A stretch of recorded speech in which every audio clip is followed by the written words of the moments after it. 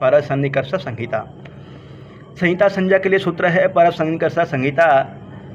इसके लिए कहा गया वर्णानाम अतिसहिता सन्निधि संहिता संज्ञा स्यात्। वेद को भी संहिता कहते हैं ना, वेद को संहिता कहा जाता है। यहाँ पे कहता है कि वर्णानाम अतिसहिता, वर्णों का अत्यधिक सन्निकृष्ट होना, अत्यधिक पास पास में प्रयोग होना ही संहिता संज्ञा कहलाता है, उसके बीच में कोई गैप ना हो। संयोग संज्ञा हलो अनंतरा संयोग, अनंतरा व्यवधान रहिता संयोग संज्ञा भवति। अनंतरा अज्भिर्व्यवहिता हल संयोग संज्ञा भवति। अज मतलब होता है, बोलिए, स्वर या फिर व्यंजन। अभी ग्रुप में भेजा है, ग्रुप में गया। संयोग संज्ञा कहता है अज्भिर व्यवहिता, अव्यवहिता, अज्भिर अवहिता कहा गया है कि अज मतलब होता है स्वर, अज से भिन्न हल जो होगा उसकी संयोग संज्ञा होगी। किस तरह से होगी? जैसे इंद्र, द्र, द, र, इंद्र शब्द लिखते हैं ना, वहाँ पे द, र, द्र, द आधा है, रो भी आधा है और अ बाद में जुड़ता है, तो द्र की वहाँ पे संयोग संज्ञा हो जाएगी। इंद्र, नरेंद्र, वैसे शब्दों में संयोग संज्ञा होती है। गुण, अदेंग गुणः, कौन कौन से वर्ण होते हैं? अ, ए और ओ, इन वर्णों की गुण संज्ञा होती है, मुख्य रूप से ए और ओ की। अत एंग च गुण संज्ञा स्यात्। एंग प्रत्याहार में कौन कौन से वर्ण आते हैं? ए ओ अंग। हाँ, ए ओ, ए ओंग, ए और ओ। एंग प्रत्याहार में ए और ओंग दो आते हैं। और गुण संधि में काम भी इसी का होता है, या तो नरेंद्र बनेगा, महेश बनेगा, और महाप्लस उपकारः महोपकारः, इस तरह से बनेगा। और भी हैं इसके कुछ विकल्प, जैसे महर्षि बनता है, इसी का उदाहरण है, अर हो जाता है। संधि पढ़ेंगे, अभी ये समझ लेते हैं। अथ एंग च गुण संज्ञा स्यात् अ, ए और ओ इत्येतः गुण संज्ञा भवन्ति। अ, ए और ओ की गुण संज्ञा होती है। प्रश्न पूछ सकता है, ए और ओ की गुण संज्ञा होती है, तो किस तरह से प्रश्न पूछेगा? इनमें से गुण संज्ञा किसकी होती है या गुण संज्ञा किसकी नहीं होती है, इस तरह से प्रश्न पूछ सकता है। या गुण संज्ञा विधायक सूत्र कौन सा है? गुण संज्ञा विधायक सूत्र कौन सा है? अदेंग गुणः। वृद्धि, वृद्धि संज्ञा विधायक सूत्र है वृद्धिरादेश, और वृद्धिरादेश अष्टाध्याय का प्रथम सूत्र है। बीपीएससी प्लस 2 में इस बार पूछा था, वृद्धिरादेश अष्टाध्याय का कौन सा सूत्र है? अष्टाध्याय का प्रथम सूत्र है एक एक एक। अष्टाध्यायी में 8 अध्याय है, 32 पाद है, उसमें से प्रथम अध्याय प्रथम पाद का ये सूत्र है, पहला सूत्र। वृद्धिरादेश आदेश वृद्धि संज्ञा स्यात्। एच, एच में कौन कौन से वर्ण आते हैं? एच प्रत्याहार में ऐ औ, ऐ और औ, ऐ और ऐ और औ एच प्रत्याहार में आते हैं। माहेश्वर सूत्र याद कीजिएगा, यदि याद नहीं है तो जरूरी है। फिर कहते हैं प्रातिपदिक संज्ञा। प्रातिपदिक संज्ञा के लिए अर्थ वद धातुर प्रत्यय प्रातिपदिकम। धातु प्रत्ययम प्रत्यांतम च वर्जयित्वा अर्थवत् शब्दस्वरूपम प्रातिपदिक संज्ञम स्यात्। प्रातिपदिक संज्ञा किसकी होती है? कहते हैं धातु प्रत्ययम तम च वर्जयित्वा, धातु और प्रत्यय को छोड़ करके अर्थबद्ध शब्दों की प्रातिपदिक संज्ञा होती है। इस सूत्र से अर्थबद्ध धातु प्रत्यय प्रातिपदिकम सूत्र से इस बार बीपीएससी में एक सूत्र और पूछ लिया था अलग से, वो था कृत तद्धित समासाश्च। इसमें शायद वो नहीं है, लिख लीजिए कृत तद्धित समासाश्च। लिखिए कृत तद्धित समासाश्च। ये क्या करता है? कृदंत, तद्धितांत और समासांत। कृत तद्धित समासाश्च, कृत तद्धित समासाश्च। इस बार क्वेश्चन किस तरह से था? इसमें से कि समस्त पदों की प्रातिपदिक संज्ञा किस सूत्र से होती है। थोड़ा सा घुमाया था, ज़्यादा नहीं घुमाया था, थोड़ा सा घुमाया था, उसी में फंस जाते हैं।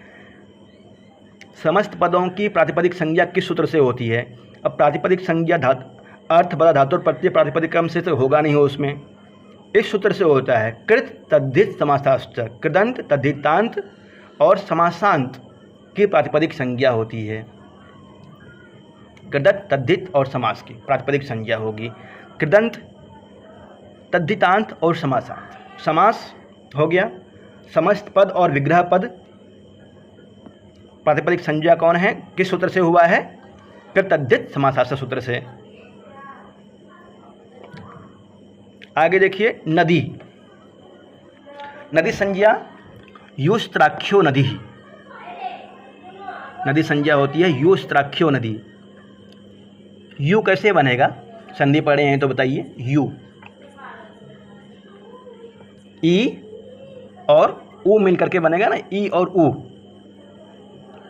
यू। संधि में हाँ, यू बनता है। इदु दंतो नित्य स्त्रीलिंगो नदी संज्ञो स्तः। ई इकारांत उकारांत, इकारांत और उकारांत जो नित्य स्त्रीलिंग होते हैं उनकी नदी संज्ञा होती है। इकारांत शब्द होगा, उकारांत होगा और नित्य स्त्रीलिंग होना जरूरी है। इकारांत दीर्घ इकारांत है और दीर्घ उकारांत, इसका भी ध्यान रखना है। दीर्घ इकारांत और दीर्घ उकारांत नदी संज्ञक होना चाहिए। हाँ, नदी संज्ञक होगा ये। दीर्घ उकारांत और दीर्घ इकारांत नित्य स्त्रीलिंग होगा, नदी संज्ञक हो जाएगा। घी संज्ञा शेषो घ्यसखी। शेष इति स्पष्टार्थम अनदि संज्ञो ह्रस्वो यावत् इदुतो तदंतम सखी वर्जम घी संज्ञम। सखी शब्द को छोड़ करके जो इकारांत और उकारांत है उनकी घी संज्ञा होती है। शेषो घ्य सखी। उपधा संज्ञा अलो अंत्यात् पूर्व उपधा। अंत्याद् अलः पूर्वो वर्णः उपधा संज्ञा भवति। इसमें दो तरह से क्वेश्चन हो सकता है। उपधा संज्ञा किसकी होती है, सूत्र दे देगा अलो अंत्यात् पूर्व उपधा, इससे उपधा संज्ञा होती है। और इस तरह से भी पूछ सकता है कि अंत्याद् अलः पुनः कः संज्ञको भवति या का संज्ञा भवति। अंत्याद् अलः पूर्ववर्णस्य उपधा संज्ञा भवति ना, अंतिम अल से पूर्व वर्ण की उपधा संज्ञा होती है। अंतिम अल से पूर्व वर्ण की उपधा संज्ञा होती है। अप्रयुक्त काल प्रत्यय, और भी इसमें बहुत कुछ होता है। उपधा संज्ञा हुआ तो क्या कार्य होगा, बात का विषय है, अभी हमें उतना नहीं जाना है। अप्रयुक्त, अप्रयुक्त कहते हैं अप्रयुक्त एकाल प्रत्ययः। एकाल प्रत्ययो योषो अप्रयुक्त संज्ञा स्यात्। जो एकाल प्रत्यय होता है उसकी अप्रयुक्त संज्ञा होती है। एक आल का मतलब समझ रहे हैं, एकाल जिसमें एक अल है, एकाल। एकाल प्रत्ययो अप्रयुक्त संज्ञको भवति। अल मतलब बोलिए क्या होता है, हलंत। एकाल, एकाल, अल अल अल, अल में आ जाएंगे स्वर और व्यंजन दोनों स्वर और व्यंजन। एकाल प्रत्ययो यशो अप्रयुक्त संज्ञा स्यात्, उसकी अप्रयुक्त संज्ञा होती है। और इधर से आ से औ तक सारे वर्ण आ जाएंगे। गति, गति संज्ञा होती गतिश्च सूत्र से। इसमें कहा गया प्रादयः क्रियायोगे उपसर्ग संज्ञा का स्युः। उपसर्ग कितने होते हैं, 22 होते हैं। उपसर्ग 22 होते हैं और उपसर्ग आपको याद कर लेना है यदि याद है तो, नहीं तो ध्यान रखिए, याद नहीं कर सकते हैं तो प्र फ्रा अप सम अनु अव निस निर दुस दूर वी आंग नी अधि अपि अति सु उत अभिप्रति परि उफ, ये 22 उपसर्ग होते हैं। प्र प्रा अप सम अनु अव निस निर दुस दूर वी आंग नी अधि अपि अति सु उत अभिप्रति परि उफ। इनकी संज्ञा कौन सी होती है, उपसर्गों की कौन सी संज्ञा होगी,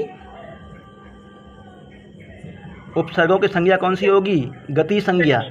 गति संज्ञा, गति सूत्र से गति संज्ञा होगी जी, बहुत अच्छे। फिर कहता है एते प्रादयः उपसर्गा क्रिया योगे गति संज्ञा भवन्ति। ये सभी प्रादय उपसर्ग क्रिया के योग में, क्रिया के साथ में जब रहेगा तभी गति संज्ञा होगी इसकी। कुगति प्रादयः, फिर समास भी पढ़ें ना, समास पढ़ेंगे वहाँ पे, प्रादयी समास ये काम आएगा, याद कर लीजिएगा पहले इसको। पद संज्ञा, पद संज्ञा किसकी होती है? सुप्तिगंतम पदम, सुप और तिंग की पद संज्ञा होती है। सुबंत कितने होते हैं? 22 सुबंत 18 7 21 होते हैं ना, सुबंत 21 होते हैं, सत्या 21। और तिगंत कितने होते हैं? तिगंत 18 से, हाँ, तिगंत 9 आत्मनेपदी और 9 परस्मैपदी, दोनों मिला करके 18 हो जाते हैं। तंग एक हो जाएगा, तिगंत में तंग, तंगाना आत्मनेपदम, तंग जो होता है वो आत्मनेपद होता है, शायद इसमें देगा आगे, तंग आत्मनेपद कहलाता है। और तिप तजी सिप थस्थ मिप बस मस, मस तक, तिप से लेकर के मस तक ये परस्मय पद में आ जाएगा। त आताम झ थ अथाम ध्वम इड वही महिं, ये आ जाएगा तंग, ये तंग कहलाता है और ये आत्मनेय पद में आते हैं। समझ पा रहे हैं? बोलिए। विभाषा संज्ञा, ना बेटी विभाषा, ना का मतलब होता है निषेध, वा मतलब होता है विकल्प, इति विभाषा। निषेध विकल्पयोर विभाषा संज्ञा भवति, निषेध और विकल्प का, जहाँ निषेध हो और विकल्प हो उसकी विभाषा संज्ञा होती है। निषेध विकल्पयोः विभाषा संज्ञा भवति, निषेध और विकल्प का विभाषा संज्ञा होता है।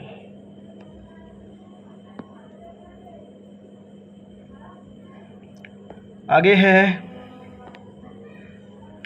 सवर्ण संज्ञा, तुल्यास्य प्रयत्नम सवर्णम, तुल्य आस्य प्रयत्नम येषां तेः, ताल्वादि स्थानम आभ्यंतर प्रयत्नेषु इत्याद्यद्वयं यस्य तेन तुल्यम तन्मिथ सवर्ण संज्ञा स्यात्। तुल्य आस्य प्रयत्नम येषां ते सवर्ण संज्ञा भवति, तुल्य आस्य प्रयत्न है जिसके, उसकी सवर्ण संज्ञा होती है। अब ये तो याद होगा आपको, याद नहीं है तो याद कर लीजिएगा। उच्चारण स्थान याद है? अकुह विसर्जनीय कंठ्यः, इचु यशास्तालव्यः, ऋटुरसानां मूर्धन्यः, लितुलसादन्त्यः, उपपद्मानीय औष्ठ्यः, जिह्वामूलीय जिह्वामूलीय, नासिका के लिए है अनुस्वारस्य अनुस्वार। यत्नो द्विधा, यत्न 2 प्रकार का होता है, आभ्यंतरो बाह्यश्च, ये नोट्स आपको वहाँ पे बनाया गया है, भेजा है मैंने आपको, जहाँ पे माहेश्वर सूत्र दिया है ना वहीं पे है, अच्छी तरह से बना के दिया है। सर हिंदी में याद है तो चलेगा कि, लेकिन संस्कृत पाणिनि के अनुसार उच्चारण स्थान 8 होते हैं। ए देतो कंठ तालु, ए और ए का कंठ तालु है। ओ देतो कंठोष्टम, ओ और ओ का उच्चारण स्थान कंठोष्ट है। वकार से दंतोष्ठम, वकार का उच्चारण स्थान दंत और ओष्ठ है। आद्य पहले कहा गया था यत्नो द्विधा, यत्न 2 प्रकार का होता है, आभ्यंतर प्रयत्न और बाह्य प्रयत्न। प्रयत्न 2 तरह का होता है, आभ्यंतर प्रयत्न और बाह्य प्रयत्न। आभ्यंतर प्रयत्न 5 तरह का होता है, इसमें पंचधा, अभ्यंतर प्रयत्न पंचधा, स्पृष्ट, ईषत स्पृष्ट, ईषत विवृत, विवृत और संवृत, ये आभ्यंतर प्रयत्न कहलाते हैं। और ईषत स्पृष्टम, इसके बारे में बता रहा है कि ईषत स्पृष्टम में कौन कौन से वर्ण आते हैं। य र ल व, ईषत स्पृष्टम अंतस्थानाम, अंतस्थानाम ईषत स्पृष्टम, अंतस्थ वर्ण क्या कहलाता है? ईषत स्पृष्ट, और यह आभ्यंतर प्रयत्न का हिस्सा है। ईषत विवृतम उष्मानम, श श श ह, ये ईषत विवृत कहलाएगा, उष्म वर्ण। विवृतम स्वराणाम, स्वर विवृत कहलाएगा।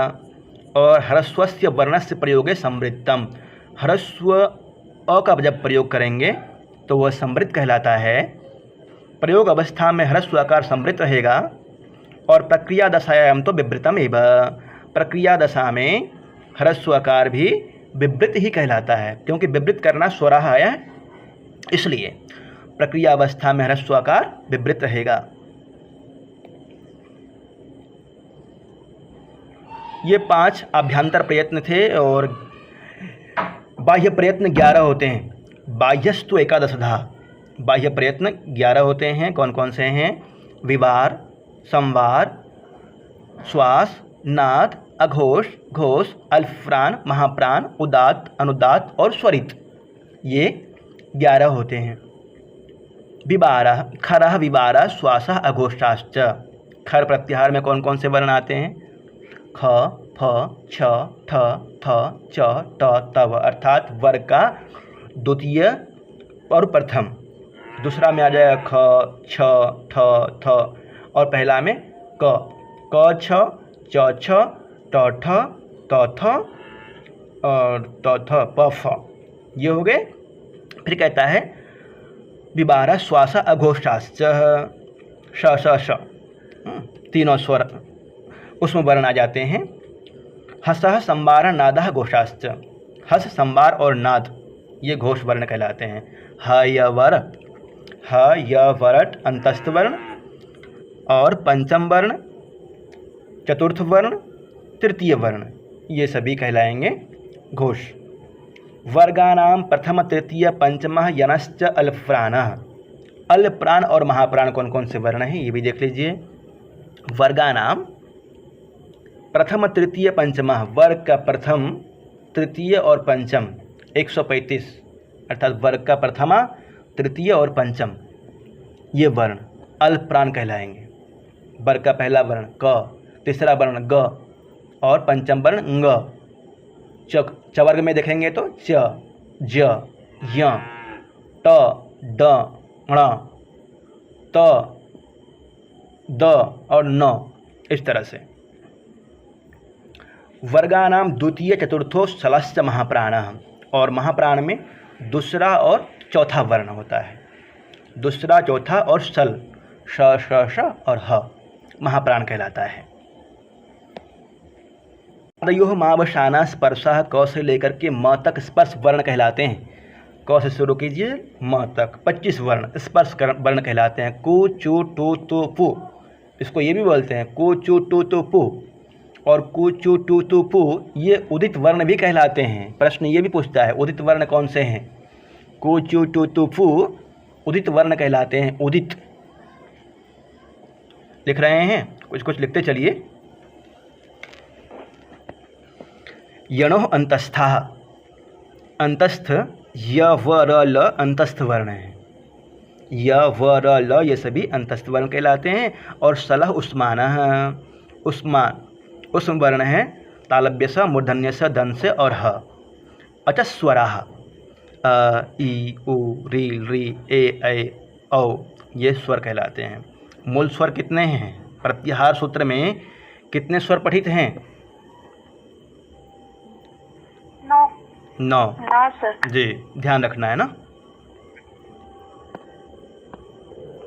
आगे है कखाभ्याम प्राग अर्ध विसर्ग सदृशो जिह्वामूलीयः। क, ख के पहले अर्ध विसर्ग का चिन्ह जिह्वामूलीय है। पफाभ्याम प्राग अर्ध विसर्ग सदृशः उपद्मानीयः। अच्छा, यम कितने होते हैं? 5। यम 5 नहीं, 5 नहीं होते हैं, 4 होते हैं ना। 4 कौन कौन सा? 4 होते हैं यम। और यम, अयोगवाह, अयोगवाह कितने होते हैं? 2 अयोगवाह 2 दो अयोगवाह अंग अह। अयोगवाह और ये यम वो वाला नोट्स में मिलेगा आपको, दूसरा वाला जो मैं भेजा हूँ उसमें अच्छी तरह से दिया हुआ है। यम 4 होगा। हाँ, टी संज्ञा अचो अंत्यादिति ही। अचो अचा मध्य यो अंत्यो अच सह आदिर यस्य टस्य टी संख्या भवति। अचो अंत्यादिति अचा मध्ये यो अंत्यो अच तस्य आदि टी संज्ञको भवति। अचों के मध्य में जो अंतिम अच होता है उसके आदि वाला, उससे पहले वाला टी संज्ञक होता है और फिर वहीं पे कार्य होता है जो भी करना होता है। अचो अंत्यादिति। प्रगृह्य संज्ञा इदुदे द्विवचनं प्रगृह्यम् इरुद्यन्तं द्विवचनं प्रगृह्य संज्ञं भवति। इकारांत उकारांत और एकारांत, इकारांत उकारांत और एकारांत, परंतु द्विवचन होना चाहिए। द्विवचन नहीं होगा तो प्रगृह्य संज्ञा नहीं होगी। ये आपका संधि में भी काम आएगा, प्रगृह्य संज्ञा। इकारांत होना चाहिए, उकारांत होना चाहिए और एकारांत। जैसे रूप बनाते हैं ना, असौ अमी अमी, अयम इमो इमे, जहाँ पे ई आएगा, ऊ आएगा और ऐ आएगा, द्विवचन में होगा तो प्रगृह्य संज्ञा हो जाएगी। प्रगृह्य संज्ञा होने से क्या होता है? संधि नहीं होती है। प्लुत प्रगृह्य अचि नित्यम, संधि नहीं होती है प्रगृह्य संज्ञा होने से। प्रगृह्य संज्ञा का फल क्या है ये पूछ सकता है। प्रगृह्य संज्ञा होने से संधि का कार्य नहीं होता है। प्रगृह्य संज्ञा होने से संहिता नहीं होता, ये भी कह सकते हैं, संधि नहीं होता है। हरि एतो विष्णु इमो गंगे यमु, हरि हरि द्विवचन में रूप बनता है ना, हरि हरि हरयः, संधि नहीं हुई है यहाँ पे। विष्णु इमो संधि हो सकता था परंतु संधि नहीं होगी। पुरुष प्रगृह्य इदुदे द्विवचनम प्रगृह्यम और प्लुत प्रगृह्य अचि नित्यम से नित्य हो जाता है, इसमें संधि नहीं होती। गंगे अमु, गंगा गंगे गंगा, बाद में अमु है। संधि यदि करते तो गंगे अमु में कौन सा संधि होता? एचो यवा यावा से एक स्थान पे अय हो जाता, परंतु ये सूत्र निषेध कर देता है कि प्रगृह्य संज्ञा हो जाएगी। इदुद्यंतम द्विवचनम प्रगृह्य संज्ञको भवति। सर्वनाम स्थान संज्ञा सी सर्वनाम स्थानम, सी इत्येतत् उक्त संज्ञम स्यात्, सी की सर्वनाम संज्ञा होती है।